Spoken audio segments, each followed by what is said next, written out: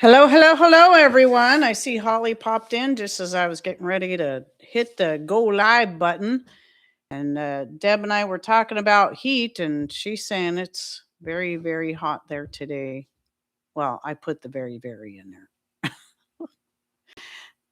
I'm adding to her words. Air quality is horrible, she says, too, because of the Canada fires. I can smell smoke all day. I am so sorry. A lot of times when because we're not too super far from Canada where we're located in Washington, sometimes when there's fires on the Canadian side, the smoke comes over in our area. Um, even when it's over in Eastern Washington. The funny thing is, I grew up in Wenatchee. Never remember, this is Central Washington where it's like a desert. Never remember wildfires. Never. I'm not saying it didn't happen, but I never remember them. And it seems like every summer, Wenatchee's just got all this smoke from wildfires every summer. And I'm like, that is so bizarre. It seems to me, and maybe it's just because I was a kid and, I didn't think about those things. I think I would remember. I mean, I remember all the ash from Mount St. Helens. But anyway, so Deb and Deb are both here, I think. Did I say that right? Maybe it's just one of the Debs. The me, myself, and I. Nope, they're both here. It's the same person, by the way. They're both moderators. But yeah, it's kind of helpful. She's able to do that from two different accounts. So anyway, by the way, anyone who's watching this in replay, if you want to get right to the topic, scooch that little status bar in about 10 minutes-ish. I should be on topic at about the 10-minute mark. Sometimes I go a tad bit over because people are asking questions in chat and I'm interacting. That's part of the purpose of the live show, is to interact. And once I get into my topic, I'm not good at keeping up on the comments.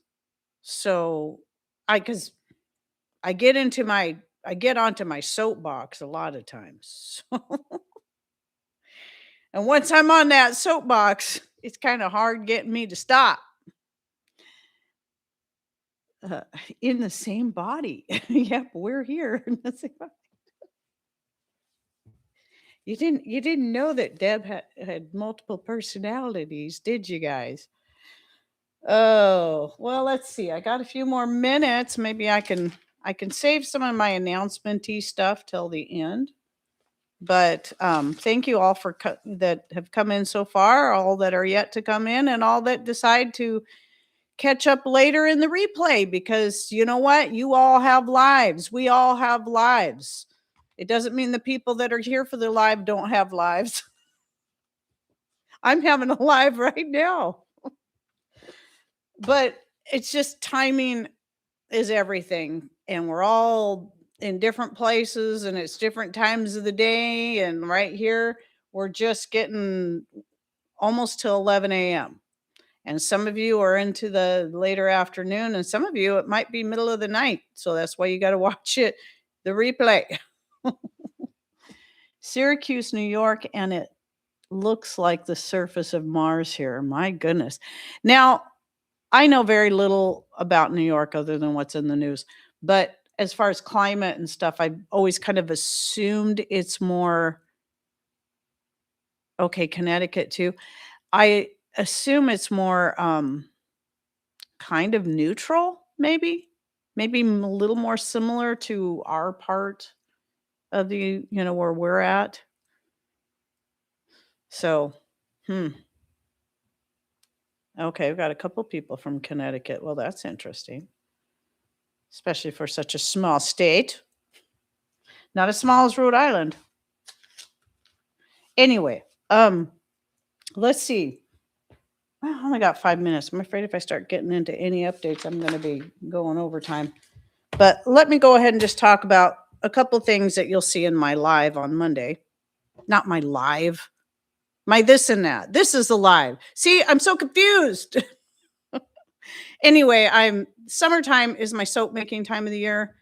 I decided this, I think last year, that it makes sense for me to do soap in the summer on days when I have no grandbabies, preferably. But even if it's a hot day, if it's going to be a hot day, I do it bright and early in the morning so I can have everything opened up. And this is why I like doing it in the summer and get lots of airflow while I'm making it. But at any rate, not doing anything fancy this year. Last year I did some basics, but I also did some fancier soaps with the herbs and whatnot to use as gifts. And but when I'm talking about making soap, I got pieces falling off because I just made this a couple days ago. It's not cured yet. Um, I keep it simple and I really like it. I think there's a certain, I don't know, I hate trying to hold things up because the one thing about having a bright light like that is it bleaches everything out. You try to hold up to the camera, but I don't know, there's a certain beauty in the simplicity of it. And by the way, mine look like this because I like to use the individual soap bar molds rather than I do have like the loaf one where you can then cut it. I just like this. It's just the way I've only done it the other way once or twice. But then I don't have to remember about cutting it because you got to cut it right. You got to let it set up enough, but not too much. It's got to be soft enough where you can cut it. But anyway, so yeah, summer's a good time. I can get enough made up for the whole year. And actually still got enough of just the plain soap, not the gifty soap, that it would probably still get us through at least another half of a year. But I like being far ahead. So I'm not having to make soap all the time. It's not a long process, but when I was selling the soap, that was the one thing I hated was trying to keep up on everything. And, you got to make sure you're at least getting it done 30 days before you want to list it on your store. And so I always had to keep rotating. Okay, what am I getting low on? What should I do next? Which one is the most popular one? Like the orange vanilla and the orange clove are a couple of popular ones. And then I'd always have some kind of herb like dandelion, or I think in the orange vanilla I put dandelion in there. And then the orange clove, well, I put ground cloves in there, and I always use the dried orange peels too. But I usually try to always have an herb from my garden in each one. I don't remember. It's been so long. But I had so many different ones that I was making. But yeah, when it's just us, I like keep it simple. And Patrick doesn't care about all that stuff. I did put some peppermint oil in here because it just adds a nice scent. And peppermint oil is one of the lesser expensive ones. I'm going to use expensive oils in these soaps. I did in the ones I would make to sell. So more people filing in. I see Billy and Tyler showed up. And Tyler in two forms, not unless that's Terry and Tyler. Most soap sellers ask way too much to most budgets. Yep. Well, and even with the basic recipe, I would still have to charge a very minimum of $6 a bar to make it worth the time and supplies that go into it. And because time is money too. And that's another reason why I stopped doing it, because I knew, especially with the essential oils, like, for the ones that guys tend to like more were the ones I'd made with the patchouli and cedar oils. And those are more expensive oils than like peppermint or lavender. And so you have to think about all that stuff too. And the risk of your life and limb, because soap making is so scary. No, it's really not that scary. I was scared of it for a while. I really wanted to get into making my own soap for years. And when was it I finally started doing it? Maybe 2013, 2014, maybe. So I've been doing it for probably about 12 years, give or take. I know it was definitely before I started my channel that I've been doing it, but it's just like canning. Once you get over that fear, you just have to do it one time and you're like, it was easy. What else can I do? In fact, I was so excited about my first batch of soap. Quickly that very same day made another batch because I wanted to try some other stuff. And I didn't make it just plain the first time. I was throwing stuff in there too. So it's time to start. So I guess I will talk about the other doodads after I finish my topics.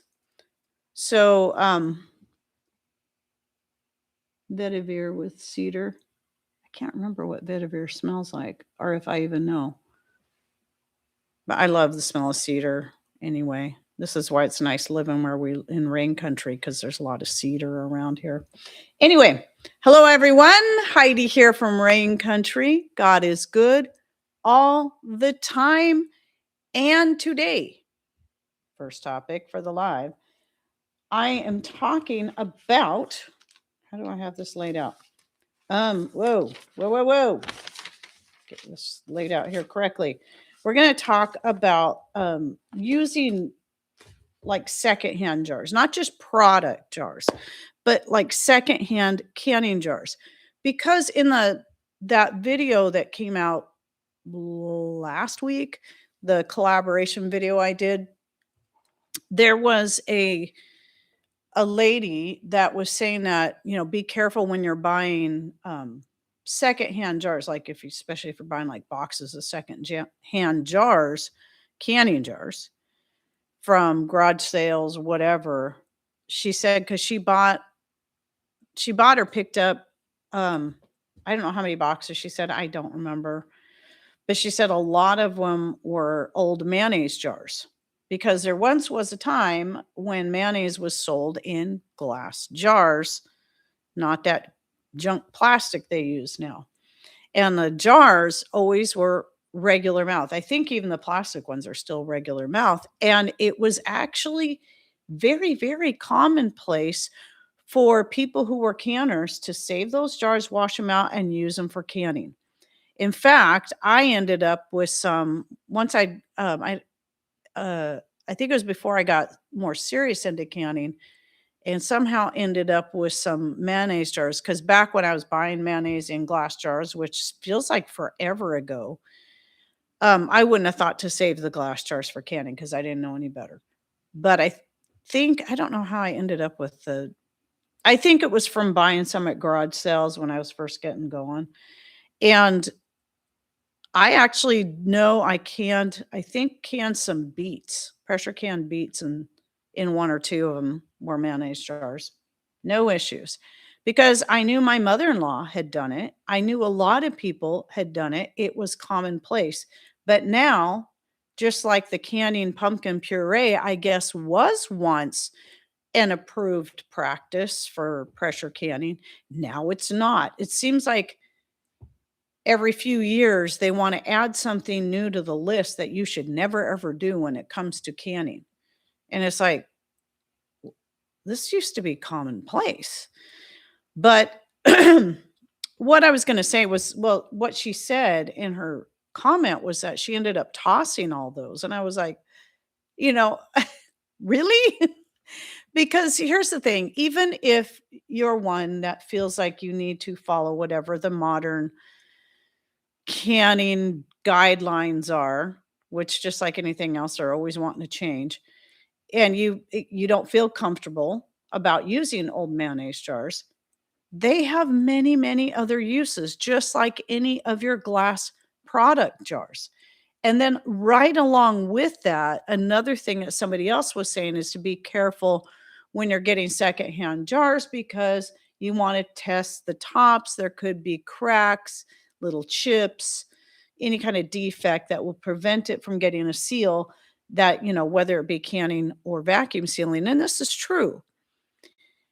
However, even those have, just like with the mayonnaise jars, have many uses. And so I wanted to cover a few ideas. And other ideas are old jars like this. Now, this one I probably could can just fine in, but I have some other old jars that they're the older ones that were blue, and they've got some chips in the top. I know I do happen to have a glass blue glass lid that would fit on there, but I'd have to get a seal even if it wasn't for the chips. I don't think those ones were bale wire like these are. I don't remember. But I don't think those were bale wire. Excuse me for throwing the ones in there that doesn't belong because then it becomes redundant. Anyway, but just like these or anything else, if you don't feel comfortable canning in antique jars or vintage jars, mayonnaise jars, or jars with any kind of defect, obviously, any defect, crack or whatever in the jar, or especially along the rim, you're not going to get it to seal anyway. So you wouldn't want to can in that. But that doesn't mean they don't have uses. I think of all the many things I use jars for. So this particular mayonnaise jar, I use it for something that I can't speak about on YouTube because it is a certain precious metal that I use this to make it in. So the precious metal hangs into the jar, I hook it up to batteries, and then I make my precious metal infused water. That's what this old mayonnaise jar gets used for. I don't have to have a good seal. I don't have to worry about whether or not it's going to survive pressure canning. If I was scared about that. But I also have things like I know it was a brand new jar. I think it was one I bought.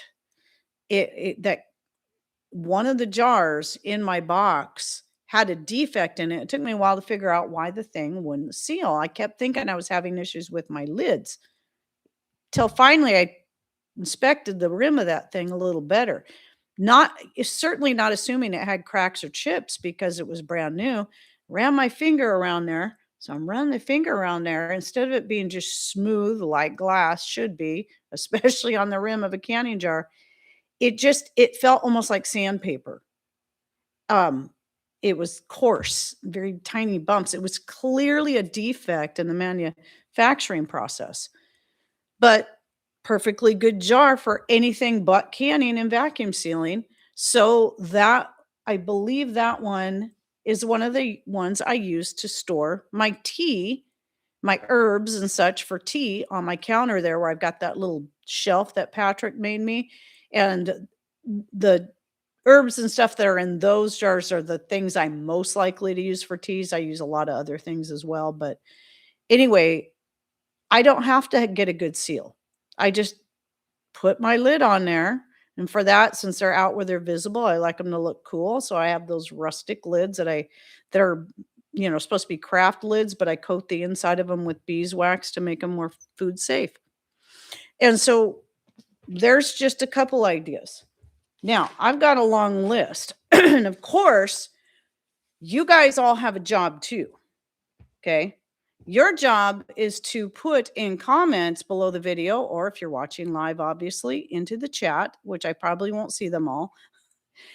What do you use?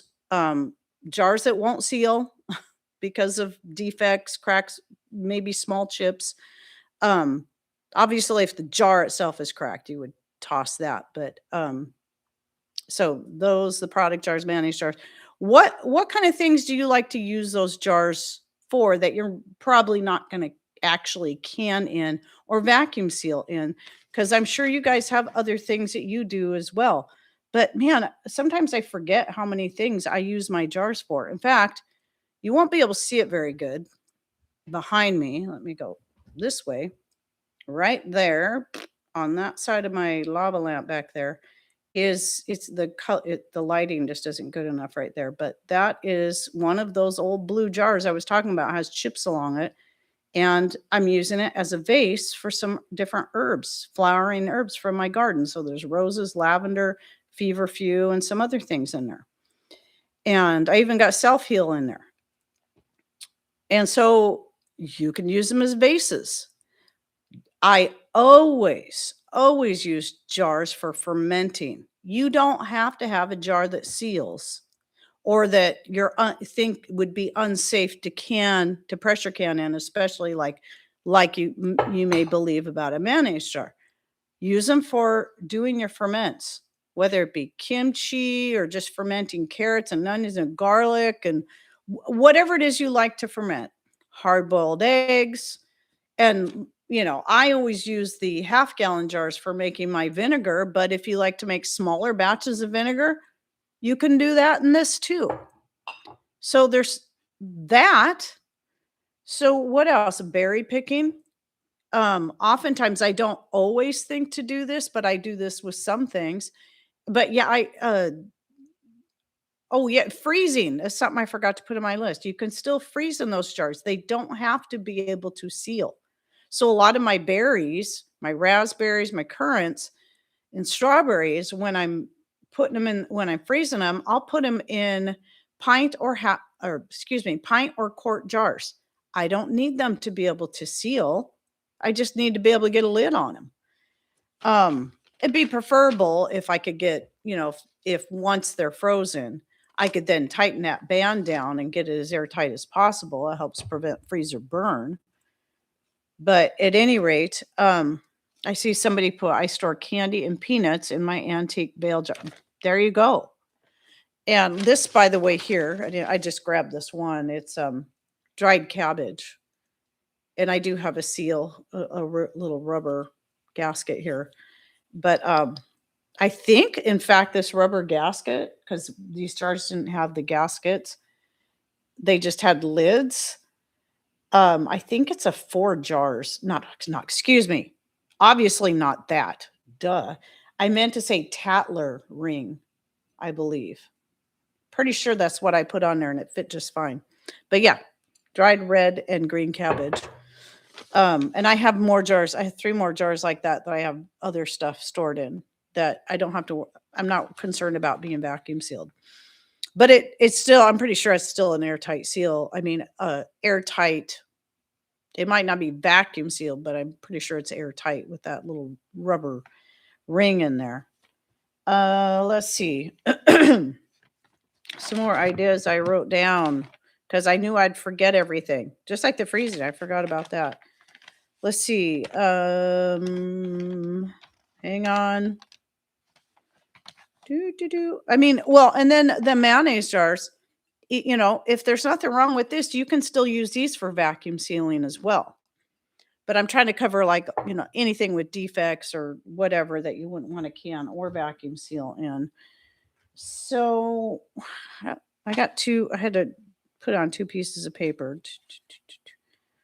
So I'm double checking, people. Hang on while you're throwing all your stuff out there. So product jars, by the way, such as the kind of things with lug lids, those can be vacuum sealed if you have like a vacuum chamber that you can put them in. But I now like to do a lot of my fermenting, my tincture making, my oil infusions and such in those kind of jars. So like green olive jars. We don't buy a whole lot of products, but like that, but green olive jars and artichoke heart jars are the ones I think of most that we can get at Costco because they're a nice size. And I like to use those quite a bit, but you can vacuum seal in those too if you have the right equipment to do so. But then here are some other ideas, food storage containers for leftovers or other fresh foods that, just like if you're picking berries and you just want to stick them in the fridge. I do that with my strawberries because mostly we eat those fresh. And so I'll pick some and stick them in the fridge and have them ready in there. We can just, just to get them off of the plants before they go bad because I keep forgetting about them or the birds eat them all, the doggone stellar jays that we have around here. Those birds are jerks, let me tell you. And they're just jerks to everybody. And then they get demanding if you run out of sunflower seeds on your sunflower plants that they've been stealing all the seeds off. They'll come up and start knocking on your door, say, hey, you're out of sunflower seeds. And I'm not kidding. This really did happen one year.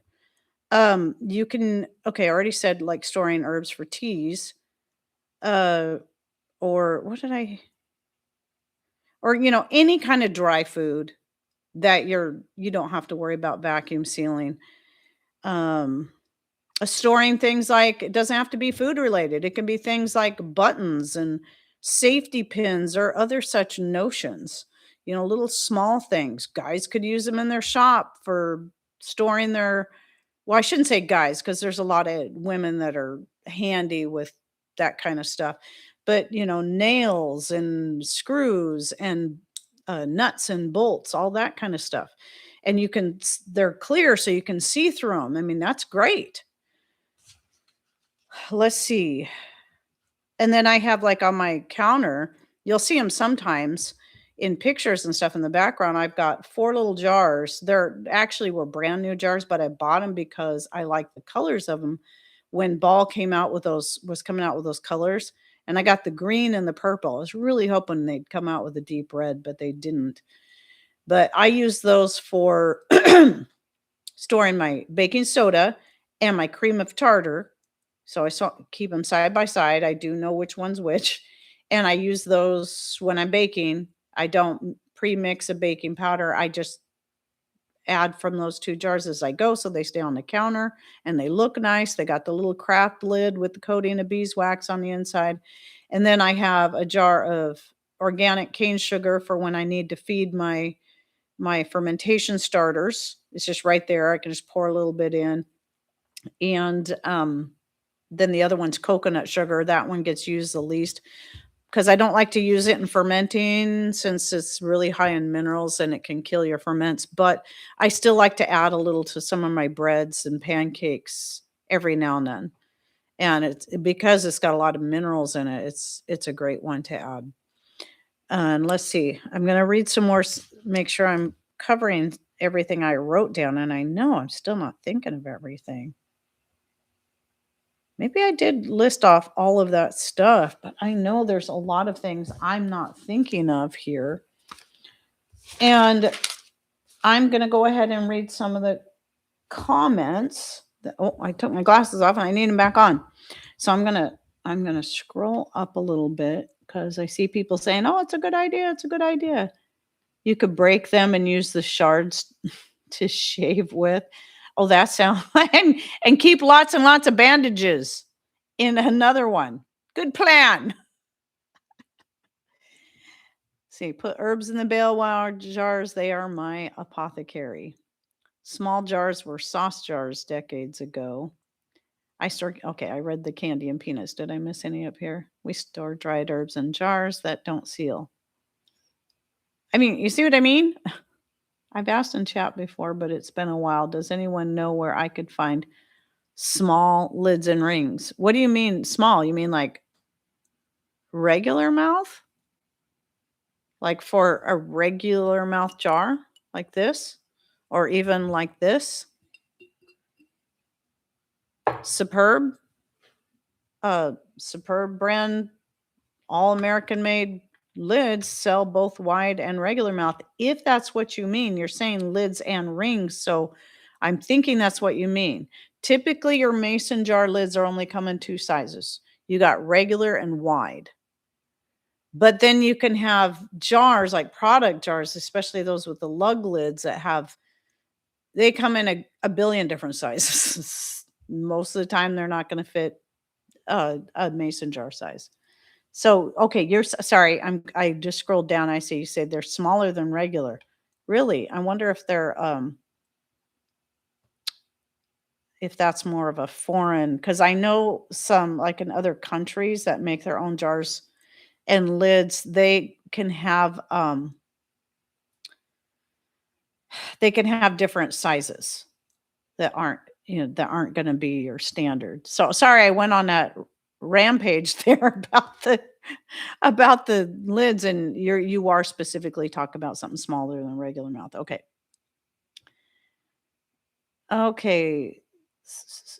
What else? I saw some other ideas. I'm trying to figure out where I left off.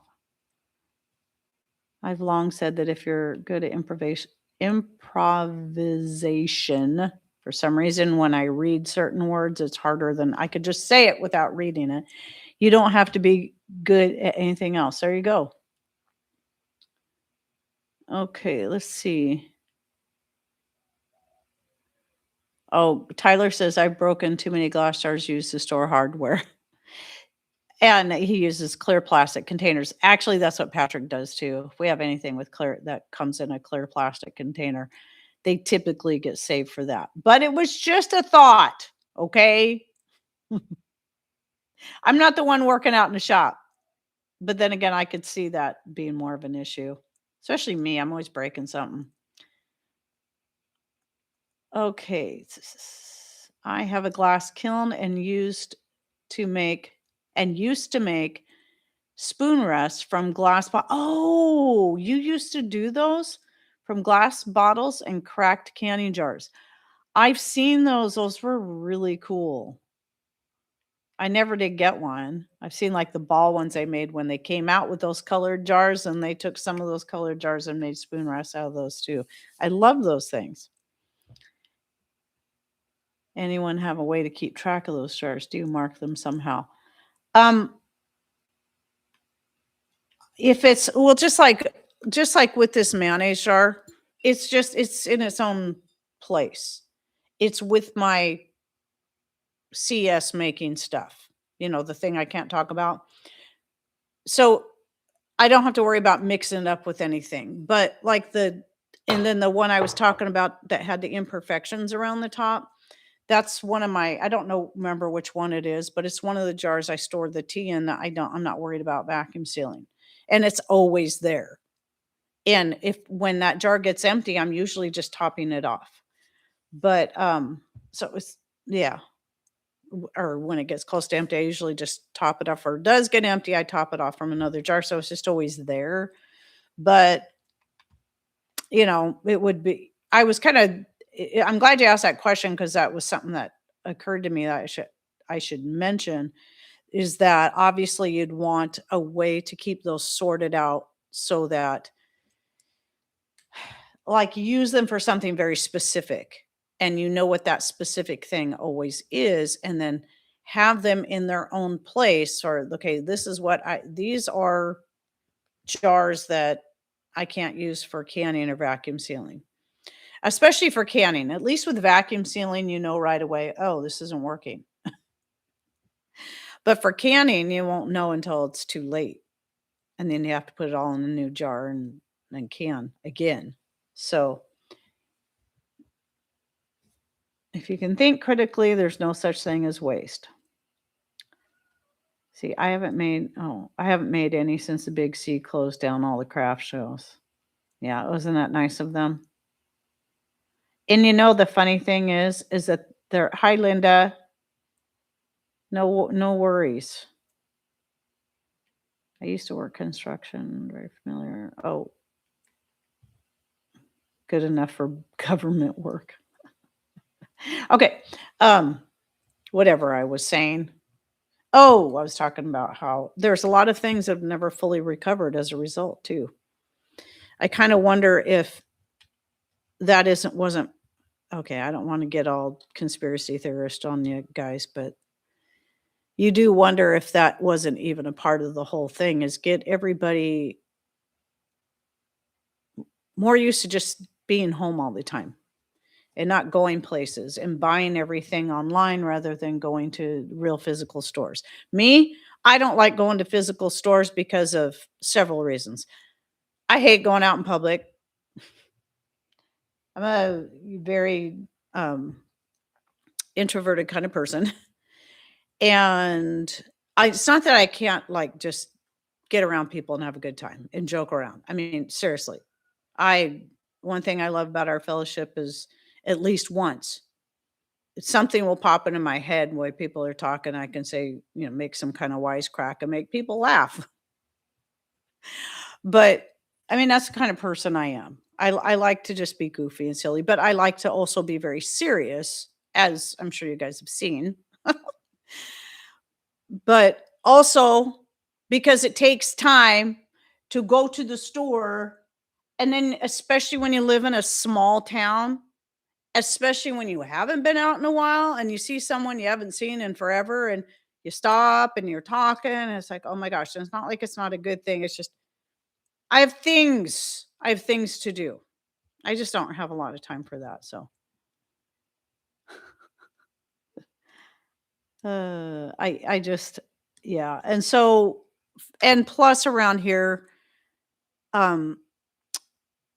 there's reasons why we only have one grocery store. And there's reasons why I kind of came to a point where I'm not real crazy about supporting them for several reasons, but also because as big as the store is and as well stocked as they are with all kinds of stuff, a lot of times they don't have the kind of things I'm looking for. So I get a lot of most of my groceries now come from Azure Standard, not even Misfits Market. I've pretty much given up on them. I haven't bought from them in a few months. And I did actually, maybe not, maybe a few months is a bit of a stretch. Maybe it's been a couple months. And I hadn't bought from them in like 1 or 2 months. And then they sent me something. I'm like, yeah, maybe I'll see what they have. Oh, I'll go ahead and buy some stuff this time just because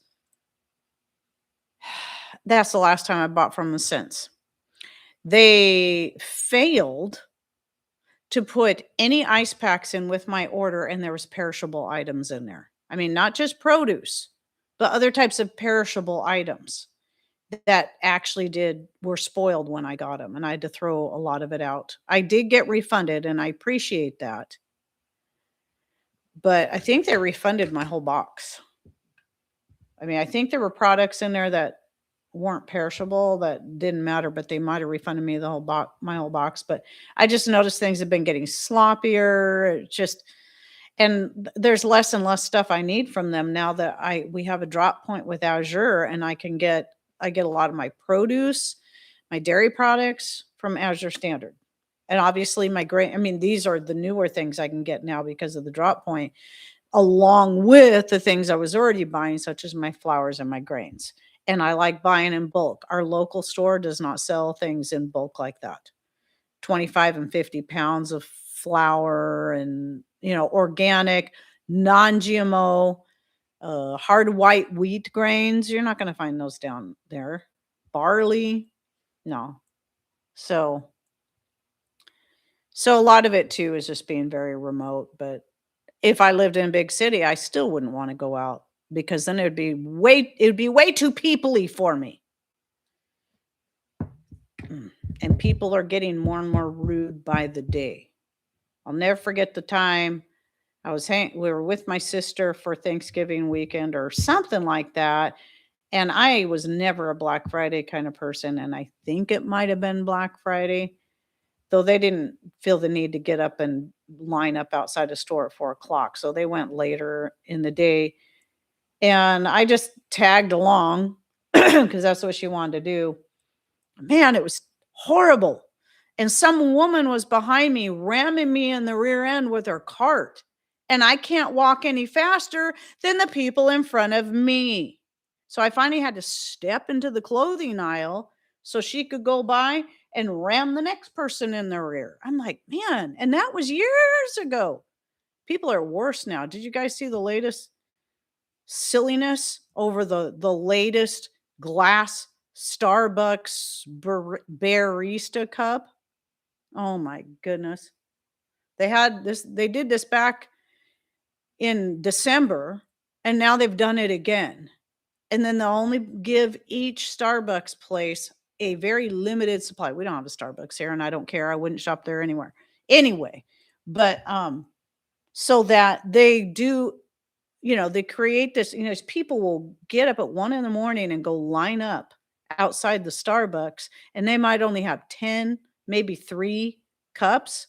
And these people literally get in physical altercations because of these stupid cups that they just had to have. Now, I admit they're cute. I'd probably never use it anyway, but they're cute, but not cute enough for me to go waste half of my life just to get that so I could get on Instagram or TikTok and say, look, I got one. Oh, I won the war.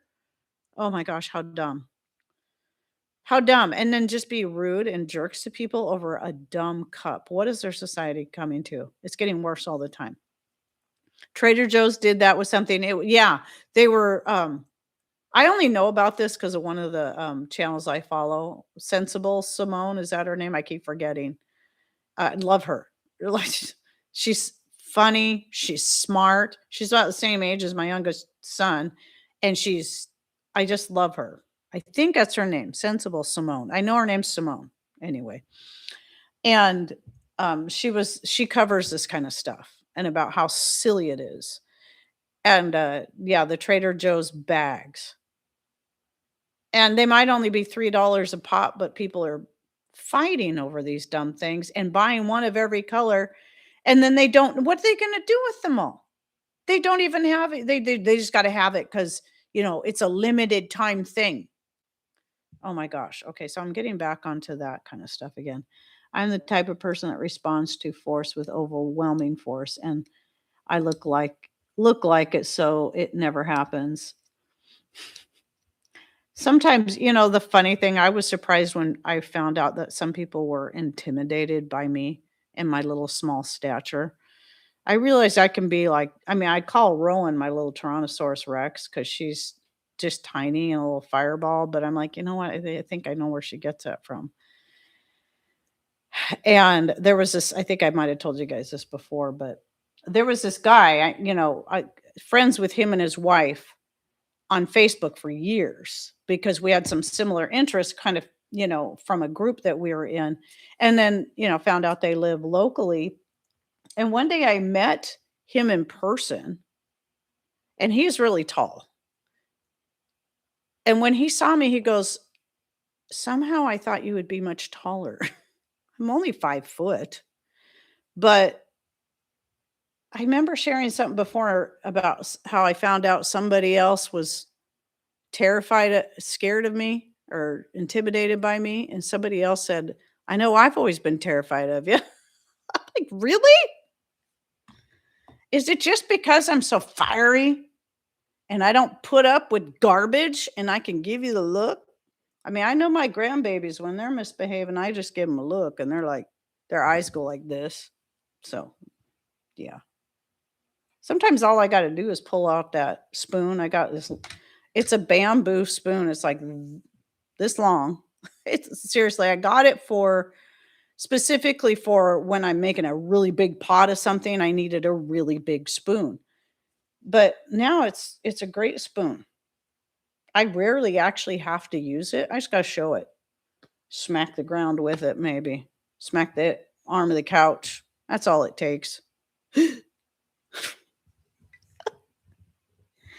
Uh, see, not me, just me. Oh, oh, my sister. Okay, anyway, I'm going to move on to yeah, I think it's in the eyes. Yeah, people know when you're not gonna well, and you know what? That's one of the first rules of self-defense. Okay, so I'm a black belt in 2 different forms of martial arts.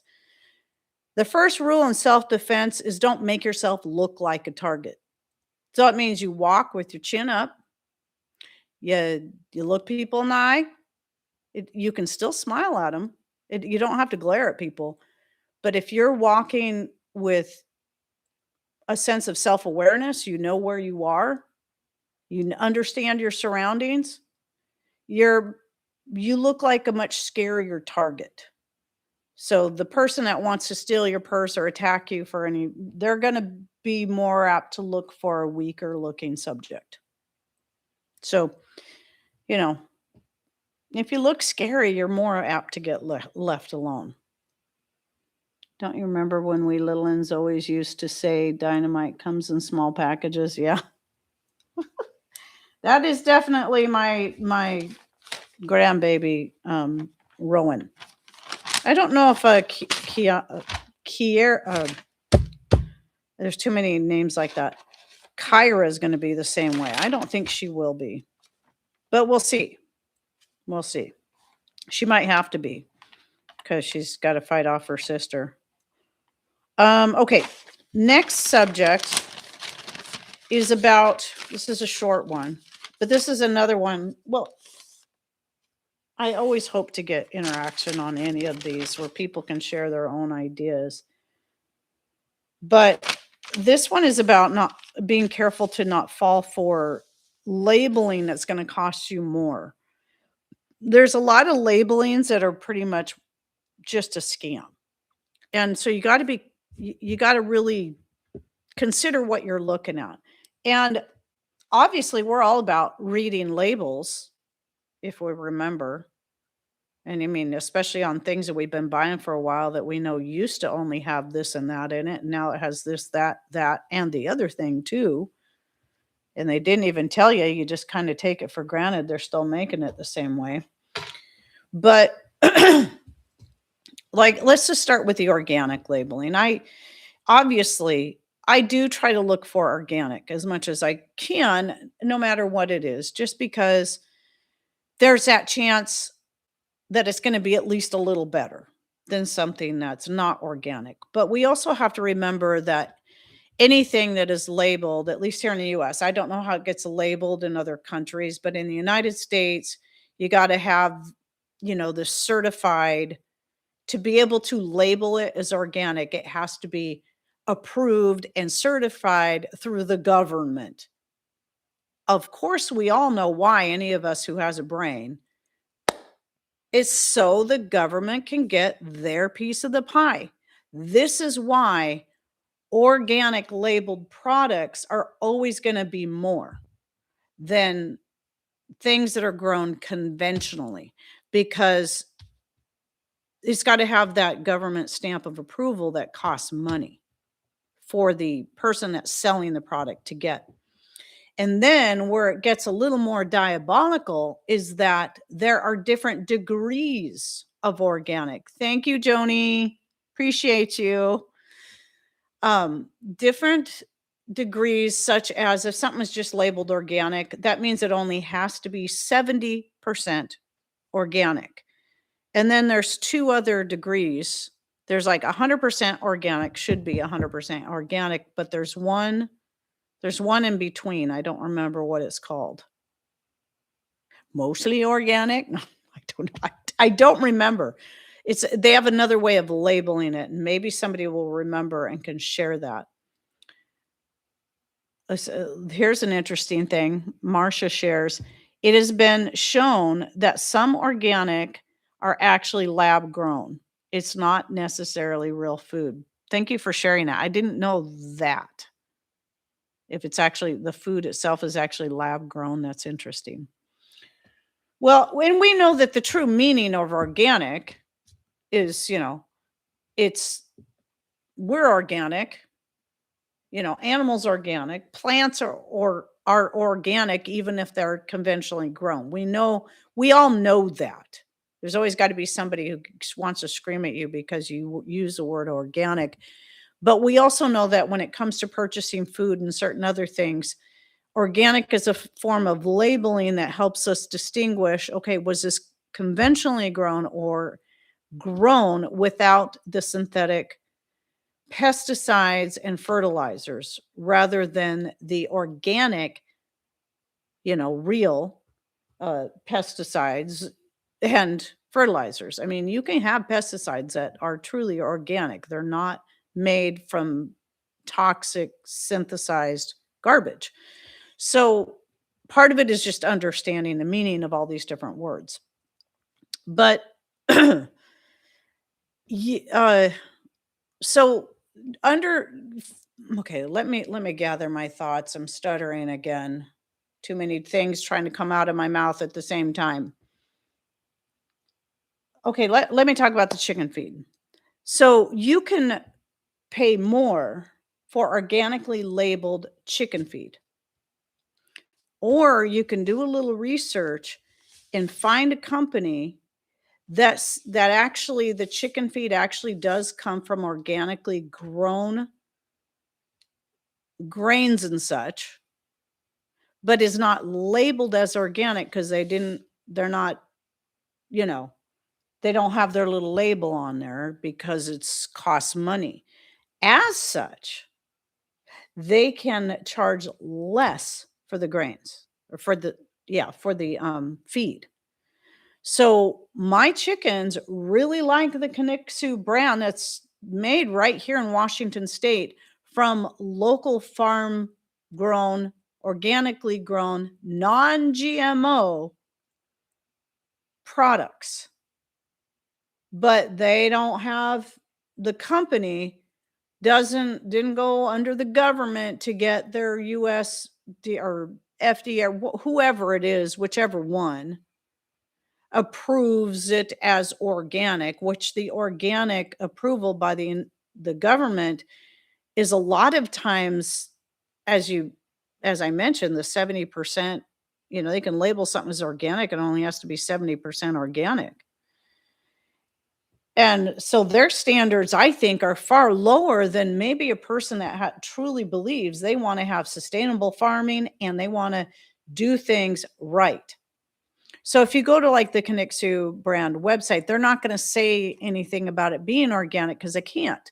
But they do talk about sustainable farming, which can be two different things, but they also can go very much hand in hand. Typically, people who are doing sustainable farming are also using organic things in their practice because they don't and because really using things like Roundup is not sustainable.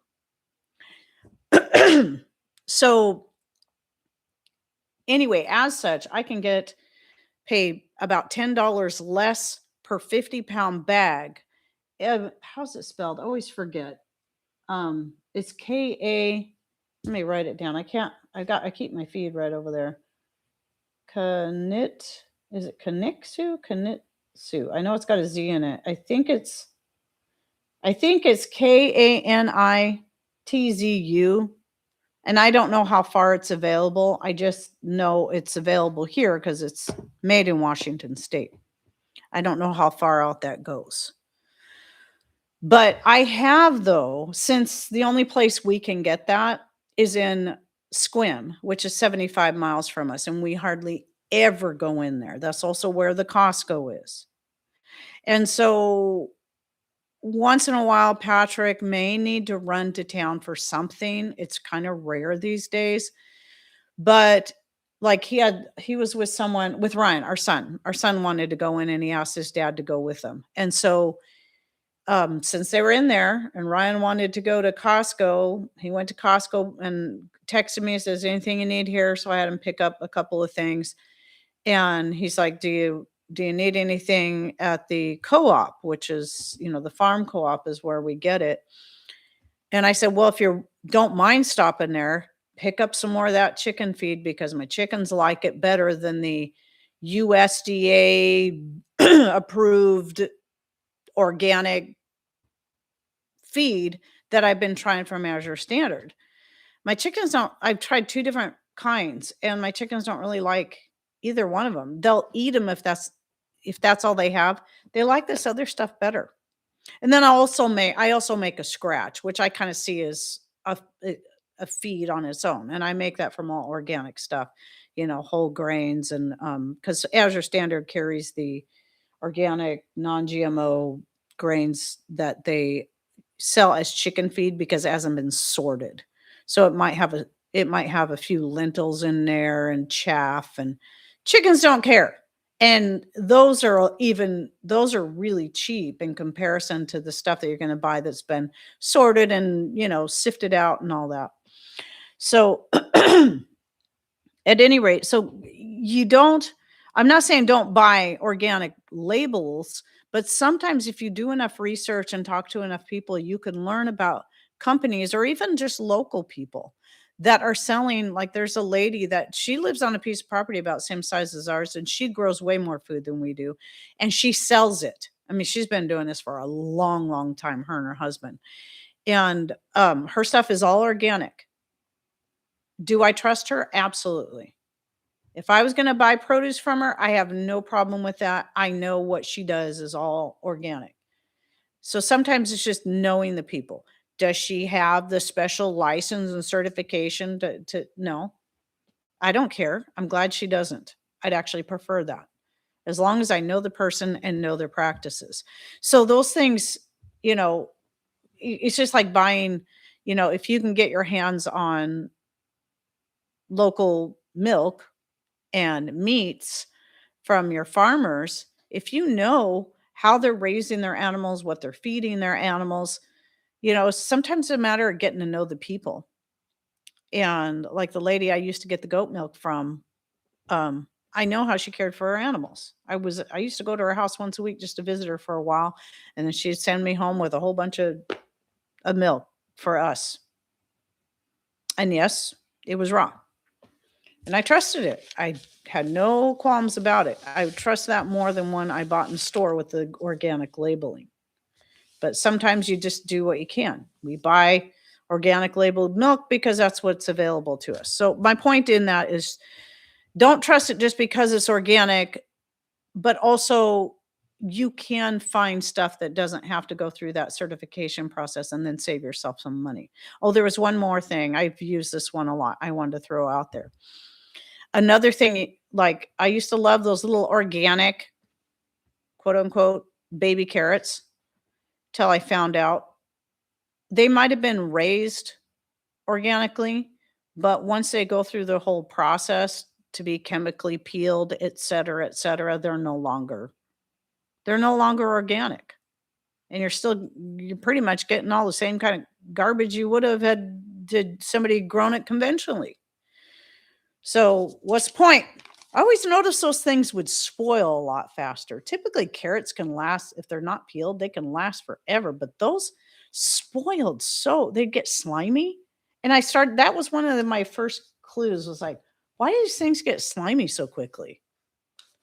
So I'm pretty sure it's because of all the chemicals they'd soak them in to chemically peel them. So sometimes I'm willing to settle for less than ideal growing conditions locally because it's still better than what stores carry. I totally agree. These are a couple of the sites I found on organic labels. I don't know if it's what you're looking at. Oh, up here, how to read organic labels. Okay, let me open that real quick. Sorry, people. I'm going to open that in a new window. Because it seemed like it was a while. Wrong glasses. Those aren't going to work. I did it again. I did that last week too. Let's see.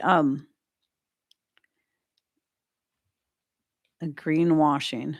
Okay, 4 organic categories and why they matter. So you have 100% organic, 90. Okay, organic 95% or more. And then what's the other one? Oh, made with organic ingredients. Okay, so I had it. Okay, thanks, Deb. That's it. And then you have less than 70% organic. What are they called though? I don't think they're called. Let's see, these products can only mention organic ingredients inside the ingredient. Oh, okay. So it's not necessarily labeled. So you can have made with organic ingredients, which is 70 to 94% organic.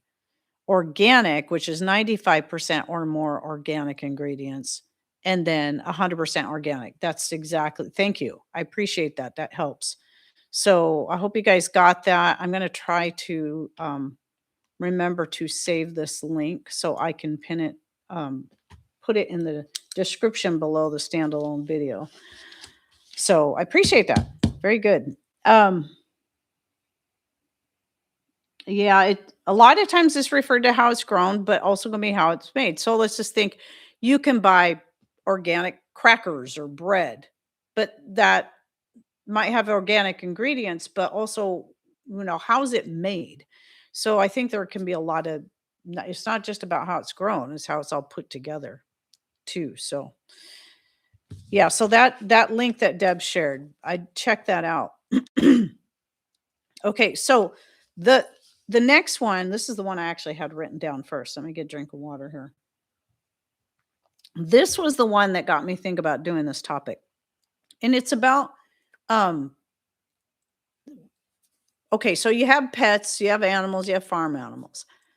When you start looking at stuff that's labeled for pets especially, you're going to be paying way more money for that product. And it's probably the same exact product that they sell for humans.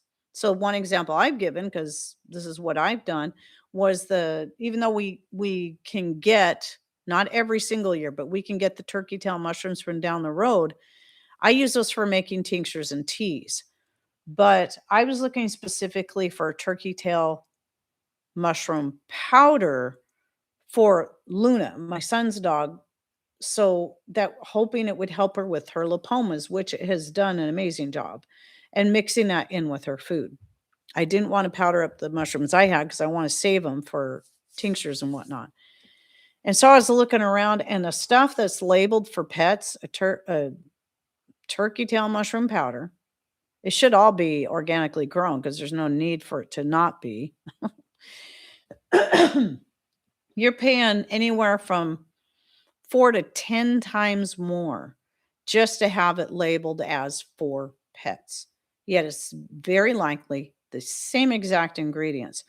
So I'm like, this is insane. And so I went and just started looking around for just turkey tail mushroom powder for anybody. And what I found was a brand that I've used some of their products before. It's called Pure and it comes in a paper bag. I think it's called Pure Ingredients or something like that. And all it is turkey tail mushroom powder. And it was $25 for 1 pound. Now, let me back up a little bit. I'm probably going to remember the amounts wrong, but it seemed like for the stuff for pets, it seemed like it was almost like $10 an ounce or something. It was incredibly priced just to have it for pets. So the first thing I did was I went to the reviews to see if anybody was using it for their dogs. And sure enough, right at the top, the first review was a lady who had bought it to use because she's seen how expensive the other stuff was. So she thought to try this for her dog because her dog had the lipomas and said it was working beautifully on her dogs. And let me tell you, Luna just, her and Cody were the same age. They're from the same litter. But Luna was the one that always had the weight problem. And Cody was the one, I guess they both had weight problems in a way because Cody was always so skinny. I always had food out for him. Where Luna was just always on the chubbier side, and she's the one that ended up getting all the lipomas. So not only has the turkey tail mushroom powder helped with that, I noticed she looks sleeker. She doesn't, I mean, she does tend to lose weight in the summertime anyway, but she just seems sleeker and healthier. And I think it's been a really good thing for her. And I didn't pay a crud load of money for the turkey tail mushroom powder that was labeled for pets. And I'm using it too. I add it to my coffee in the morning. So yeah, like my glasses. I can't believe I grabbed these. So yeah, I'm going to try to read with, these little white dots. They're solid. They're opaque. You can see over the top and around them, but don't expect to be able to read anything with them. So let me put these over here. These. So and what made me think of this was because a lady was sharing that about how she likes to vacuum seal bone broth powder into jars, because we're talking about vacuum sealing stuff into jars and whatnot. And she says, so I got some for myself and some for my dog or some for my pets. No, she said she didn't say she got some for a pet. She said she bought some for her and she bought some for pets. So it was labeled as for pets. She didn't say how much she paid for it, but I'm guessing that she paid a lot more for that. I'm making an assumption here. But really, there's no need to buy a bone broth powder that's labeled for pets. Absolutely not. They can have the same stuff you have. It's bone broth. If that's all it is bone broth, your pets can have that. Your cats, your dogs. It's going to be just as safe for them as it is for you. And better yet, if you're making your own bone broth and then dehydrating it and powdering it, it's probably even better for both them and for you. So, I mean, the thing about buying like certain types of bone broth powders, they do something to it to get all the flavor out. So it'll mix with things better and you don't get a meat flavor. But what are they doing to take the flavor out? I don't know. Anyway, it's just a question that kind of occurred to me. But so those are 3 different areas where you could be spending, or did I mention the third? Oh, I didn't mention the third one yet. So yeah, just because something's labeled for pets doesn't mean it's any different than the stuff you can buy for yourself. All you got to do is read the ingredients and you'll know. And that's what I did with with the mushroom powder for dogs. Some of them had several different types of mushroom powders, mushrooms powdered up and in there, but it's the turkey tail that's the key when it comes to the dogs. I found mine on Amazon. Um, so and the no onions thing, generally, yes, a little bit isn't gonna kill kill them. There's garlic is actually especially is can be good for dogs in limited amounts. It can be really healthy for them. So just make sure you understand all this stuff. And, it's you're not gonna be giving your pets, your dogs, a whole bunch of onions and expecting them to eat that, but a little bit isn't gonna kill them. It can actually be kinda healthy. There's a lot of things that even for us that we've always thought of being highly toxic, not always, but, in the last however many years, we've been scared to death of, but there are natural things that you can find, let's say certain things you can find in certain stone fruits or even apple seeds that in small amounts are actually quite good for you. And we shouldn't be living in fear of them. So, anyway, remember, there's always somebody else. It's always they. Remember, they is always calling the shots. Take time to learn more about some of these things because maybe they're things that could actually be helpful in small quantities. The more you know, the less you spend. All right. So the third one is an American company. This kind of goes with the topic from last week about the canning lids. And I found out, I didn't realize this because I didn't look through I was only looking at their FAQ stuff, but Four Jars also makes jars. They actually make jars now too. So somebody was asking me where they're made, and I don't know. I'm like, "They make jars?" So I went and looked. I knew I wouldn't find anything because if you can't find anything about where their lids are made on their website, why would you find anything about where their jars are made? Doesn't say anything. Just says American product. So you could be paying more for something just because it has a picture of a flag on it, or it says American product and you assume, or has both the American product around the flag, and you will assume that, oh, it's American made. I'm going to pay more for this than this one that I know is made in China. Then you find out they're all made in China. And you, okay, let me back up again. Here I go again, trying to decide where I want to start. So I am not 100% against Chinese made products. Would I prefer that everything I bought was made in the United States or at least in any other country? Absolutely. Absolutely. The problem is sometimes it's hard to find exactly the things you need that are made in our own countries. Whether you live in Australia, New Zealand, the UK, Canada, it can be almost impossible to find certain things. Just like the Merry People boots, and I really like them. They're designed, created by it all started by this lady down in Australia, and I know it's real. I mean, I've been paying close attention, but they did have to outsource the actual making and production of them to China. And that's unfortunate, but I can say this, even stuff that's made in China can be made quality. And I don't mind paying more for quality regardless of where it's made, especially if I trust the people that got it off the ground. They're not trying to hide it. They're not going to, advertise they're made in the United States if they're not, or try to put a little American flag on there and make people believe they're made in the United States. To me, it's about the deception. So everybody's got a computer and not everybody, but most people have a computer and or a cell phone. Where do you think this is made? Are there any that are made in the United States? So I really have a hard time when people come down on people for buying stuff that's made in China. And I know people often wrongly assume that because I do talk about like the 4 jars lids being made in China, that I'm absolutely against that. Well, I would still prefer getting an American made product if I can. And this is why I'll always go with Superb.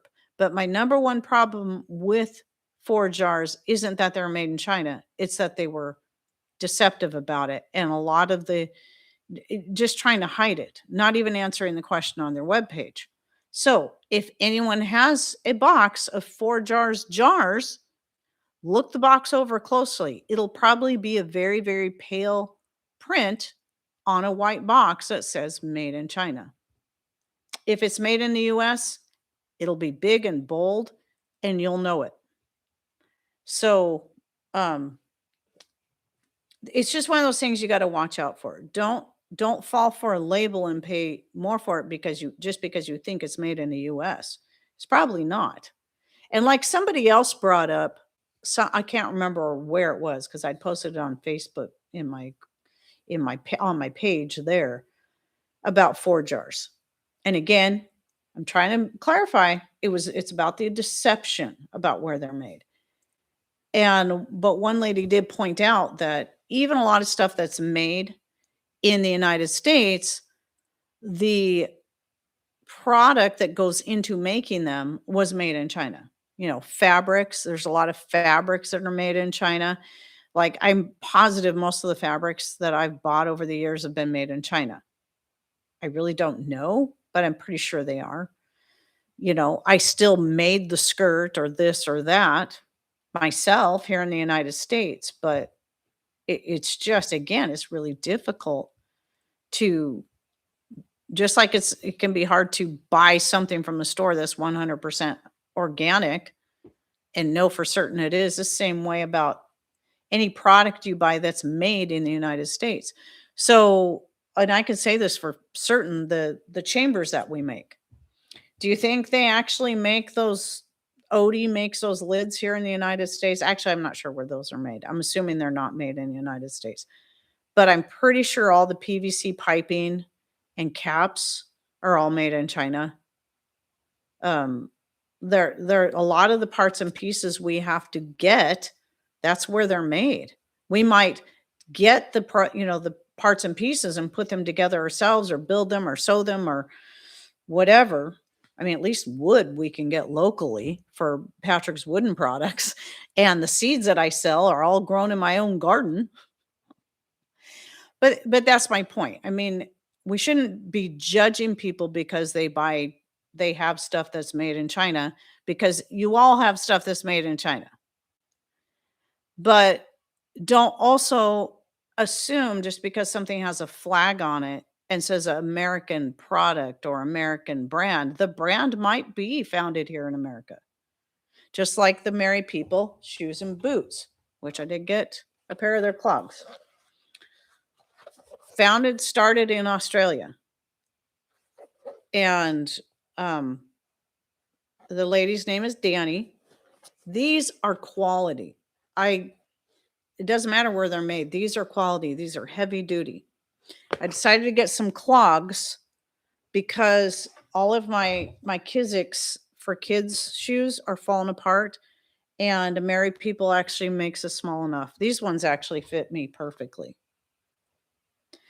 And I wanted forest green, but they didn't have forest green, but the teal is pretty. I really like it. So, but mostly they're going to be I need shoes that I can slip in and out of. And I also got their socks. Actually, I didn't look at where their socks are made, but I know the cotton comes from the US, the wool comes from Australia. I know that much. So at least it's probably the other way around. Where what goes into it came from the United States and Australia, but they're probably fabricated, put together in China. The linen sheets that I love so much, that I think I've shared this before. I was trying to find ones that were not made in China. It's like, oh, these ones were made in France. Cool. Well, after I got them in, I realized the fabric was still made in China and then shipped off to France, just like those brand name products, those $4,000-$5,000 purses. Whatever all these brands are, I always forget. I hear them. I don't care because I'm not interested in those, but I've heard the names enough that I'm surprised I always forget what they are. What the latest one is that's just highly expensive. Well, the stuff that goes into making them is all made in China, and then it's shipped over to France or wherever, and then they put it together so they can say made in France. Let's see, a friend bought something from Germany, but when she received the product, even though it's shipped from Germany, it was made in China. Yep. My problem with made in China was that I broke out from all the clothing, so I get USA first. Yep. Now I agree. I agree. If you can get USA first, absolutely. Um, there's a company called American Clothing Company, and they make 100%. They make both the poly cotton and the 100% cotton t-shirts in just basic colors. I just wish they had more colors, but they have a bunch of other products too, clothing that's all made 100% in the US. Cotton's grown in the US. And I love that. And actually their shirts aren't bad priced for being made entirely in the US. And because they're usually around $15 ish for just a basic no pocket shirt, no print, no pocket, just very simple. So if I can, yes, I do prefer that. But mostly what I'm looking for is something that is 100% cotton or natural fabrics as much as I possibly can, and preferably made in the US. And I find it's almost impossible to get all of that in all articles of clothing. So every time Heidi says Kizik's, I think of Andre the Giant. Wasn't that his character? Oh, wasn't Fezzik? Was it Fezzik? I don't know. Somebody in there was called Fezzik. Was it the giant? I don't remember now.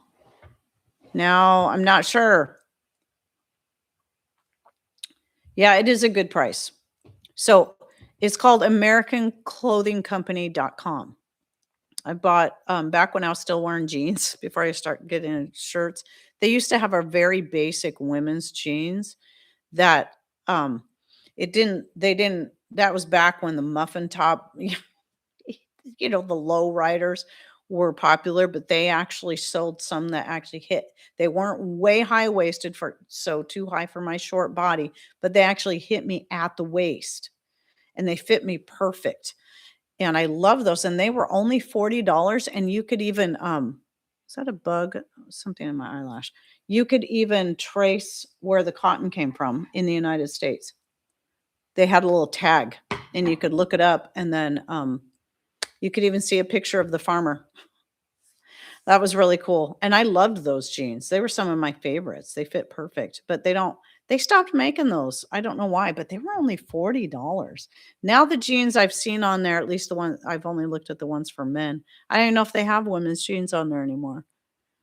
But they're all like they have a lot of work pants and stuff. They're definitely far more expensive, but they also had a time they were selling some Carhartts, because most Carhartts are not made in the United States anymore. They're made either in Mexico.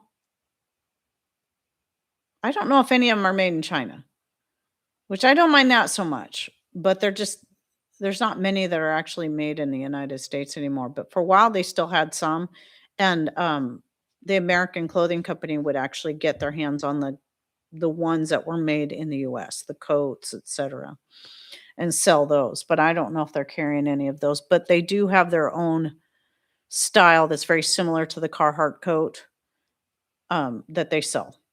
So that's made in the US. So yeah, it's a good company. I highly recommend it. That's where I usually will get Patrick's t-shirts, but I haven't had to buy him t-shirts in a long time. And I've got a lot of t-shirts for myself there too, but not all of them, because like they don't have this nice butter yellow color or some of the other colors I find specifically for my videos or for wearing with certain flannels. like coming up with different combinations of colors. So, especially when I'm shooting a live and I want to try to get different colors for each of the 3 videos I'm making, which by the way, this is that quilt. So my mom started this quilt in the 70s and she did this star. I'm trying to lean forward so you can see that. You can't really see it very good. She made that and then she had some of the squares put together with the like this. And I remember as a kid she had it all mapped out on graph paper and she used colored pencils and she had started working on it and then she never finished it. And then when was it? It was probably around 2015-ish. She was getting rid of a bunch of her sewing stuff and she gave me the bag that had all the fabric pieces and the pieces that she had put together like that star. I don't know if you can see, but it's sort of the white fabric is kind of almost a lace. It's cotton, but anyway, she gave that to me and I'm like, "Oh my goodness, this old quilt. I remember this. I was 9 years old when mom was putting this together." And so I completed it and she had a bunch of other fabric in there that I was able to make, do the backing. And I decided to lay this over the chair because it matched my very summery colors I'm wearing today. But anyway, and then I gave it back to her, completed as like a birthday gift or something. And so then when she passed away, that was one of the main things I wanted back again because it's a memory of my childhood and then something special I did for mom being able to put that back together. I have something hanging off my eyelash. There we go. Piece of mascara. Yes, I wear mascara. Shush. Shushy. Okay. So, one more pretty brief topic. Which page is it on? Is it on this? Okay, talked about that. Where is it?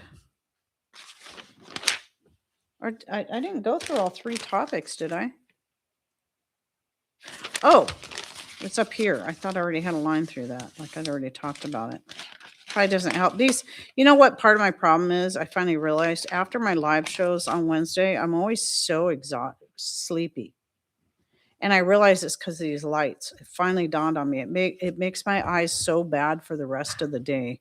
So I have a harder time seeing when I'm in here with these lights right in front of me. And then it just affects my eyes for the rest of the day. That's why I can't do this more than one time a week. So the last one, and I've talked about this before, but I thought I should say it again. It's in regards to, and I know you guys are probably going to feel like, well, how does this apply to me? Well, it applies to you very much. And I want, because you might see this as, well, this is just a channel thing. No, I think this is good for you guys to know as people who follow different channels, whether it be mine or anyone else's. So there's 2 different okay, let me start with this. When it comes to YouTube in particular, but also Rumble, Rumble does not pay good. The pay is terrible. I think it's simply because it's much smaller than YouTube and also because they don't have the big money advertisers because they won't work with Rumble because Rumble actually allows people to have free speech, like being able to talk about this kind of stuff without getting demonetized or getting strikes. So I'm still only making like maybe I gave up looking paying attention. Every now and then I'll go, oh, I actually might have $100 in here. It took me months to earn $100. I might as well cash it in. So I only earn a few cents a day on Rumble. And YouTube used to be better, but it's not anymore.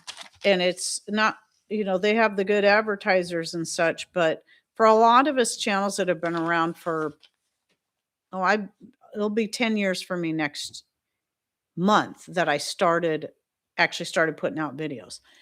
And if you've been around that long, or I would say anyone who had a channel that was doing decent before COVID and maybe blew up during COVID, but it was an older channel, I think most older channels, no matter the size of their, um, audience, have lost a lot because of the changes that YouTube has made. So I'm saying this is all part of the buildup because I'm trying to get you guys to understand the difference between affiliates and sponsorships and how some of this affects you as, as a watcher.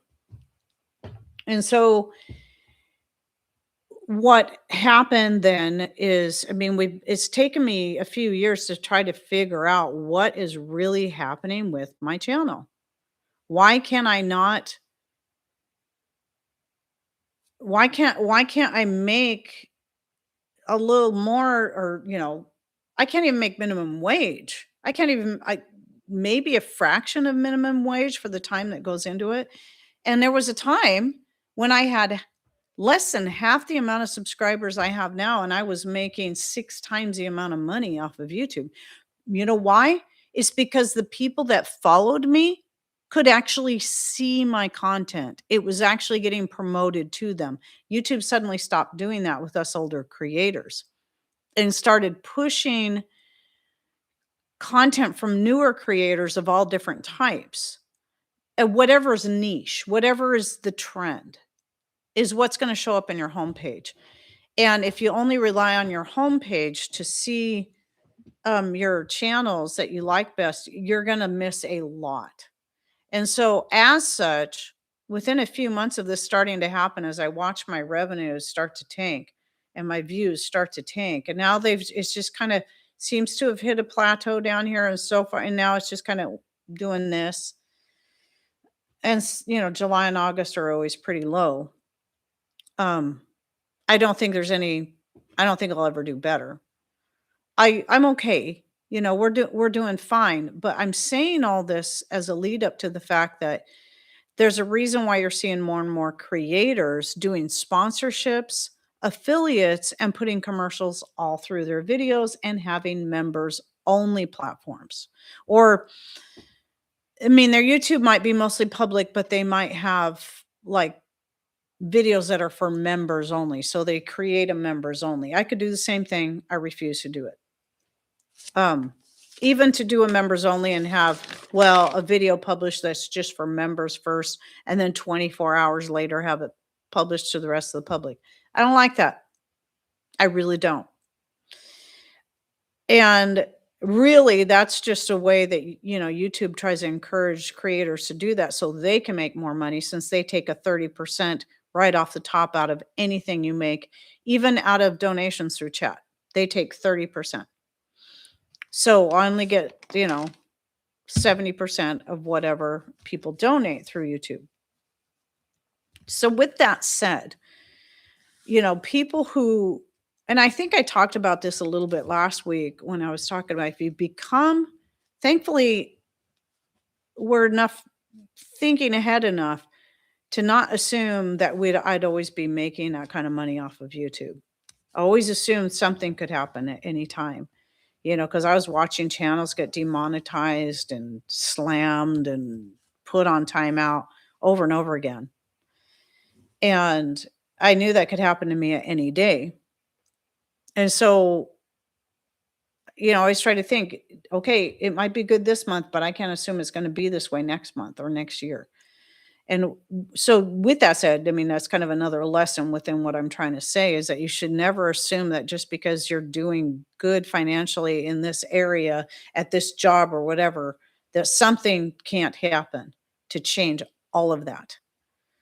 An illness, an accident, a company cutting back because of the way things are happening, anything. So, as a result, this is why you see a lot of channels going this direction. And me, I just don't wanna do it. I absolutely refuse. It's the same reason why I still will not charge for Patreon. If people wanna donate, that's fine, and some people do, and I really, really appreciate it, but I never ask for it, and if I put anything there, it's always free to all. It's always public. Nothing is locked down to where you have to make a donation to be able to see it. And I won't do that with my YouTube. The most I do is I have a commercial at the beginning, a commercial at the end. And that's it. No commercials all through. And I won't do sponsorships.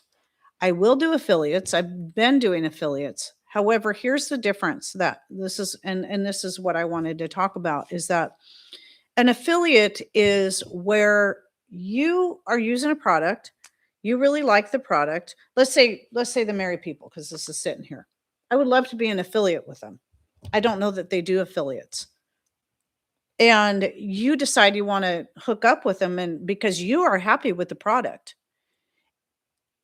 And so you hook up with them, you might do a couple of video reviews. You can say whatever you want. You have the freedom to do whatever you want. And anybody who purchases that product through your link, they get a discount. It could be 10, 15, 20%. Or like right now with the superb lids until July 25th or 26th, it's 25%. And then me as the content creator, the typical commission we earn is like 10%. Some companies will give you a set amount per item that is sold.